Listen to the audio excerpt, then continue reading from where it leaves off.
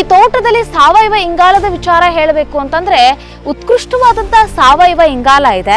So ಇಲ್ಲಿ ನೀವು ಗಮನಿಸ್ತಾ ಇದ್ದೀರಿ, ಬಿದ್ದಂತಹ ತ್ಯಾಜ್ಯ ಎಲ್ಲ ಹಂಗಂಗೆ ಇಲ್ಲಿ ಕರಗ್ತಾ ಇರುವಂತದ್ದು ಅಂತಂದ್ರೆ ಡಿಕಂಪೋಸ್ ಆಗ್ತಾ ಇರೋದನ್ನ ನೀವು ನೋಡ್ಬೋದು. ರೈತ ಏನ್ ಗರಿಗಳನ್ನೆಲ್ಲ ಹಾಕಿದಾರಲ್ಲ ಅದೆಲ್ಲವೂ ಕೂಡ ಹೆಂಗೆ ಇಲ್ಲಿ ಎಷ್ಟು ಈಸಿಯಾಗಿ ಡಿಕಂಪೋಸ್ ಆಗಿದೆ ಅದನ್ನ ನೀವು ನೋಡ್ಬೋದು. ಈ ಅಡಿಕೆ ಇದೆಯಲ್ಲ, ಈ ಅಡಿಕೆಯ ಸುತ್ತ ನೀವು ಗಮನಿಸಿ ಎಲ್ಲಾದ್ರೂ ಹರಳು ಕಾಣ್ತಾ ಇದೆಯಾ ಅಂತ ಹೇಳಿ. ಇಲ್ಲಿ ಭೂಮಿ ಇದೆ, ಇಲ್ಲಿ ಮಟ್ಟಿದೆ. ಮಟ್ಟ ಮೇಲೆ ಬಿದ್ದಿರುವಂತ ನೀರು ಇನ್ನೂ ಆವಿಯಾಗಿಲ್ಲ, ಹಂಗೆ ಇದೆ. ಬಟ್ ಭೂಮಿಯ ಮೇಲೆ ಬಿದ್ದಿರುವಂತ ನೀರು ಅಂತರ್ಜಲಕ್ಕೆ ಸೇರ್ಕೊಂಡಿದೆ. ಇವಾಗ ಉಳುಮೆ ಯಾವ ರೀತಿಯಾಗಿ ಮಾಡ್ಕೊಂತೀರ? ಉಳುಮೆ ಮಾಡಿ ಹೆಂಗ್ರಿ ಸುಳ್ಳುಗಳು ಹೇಳಕ್ ಹೋಗ್ಬಿಡ್ರಿ, ನಮ್ಮ ರೈತರು ಕೇಳೋದಿಲ್ಲ ಅದನ್ನೆಲ್ಲ.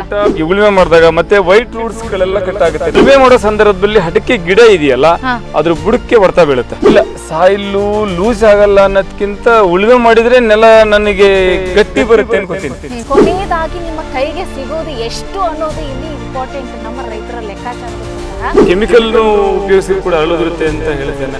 ನೀರು ನಾವು ತುಂಬಾ ಕಡಿಮೆನೆ, ಅಂದ್ರೆ ಯಥೇಚ್ಛವಾಗಿ ನೀರು ಉಪಯೋಗಿಸಲ್ಲ. ಬೇಸಿಗೆನಲ್ಲಿ ನಾವು ತಿಂಗಳಲ್ಲಿ ಒಂದ್ 2 ರಿಂದ 3 ಸಾರಿ.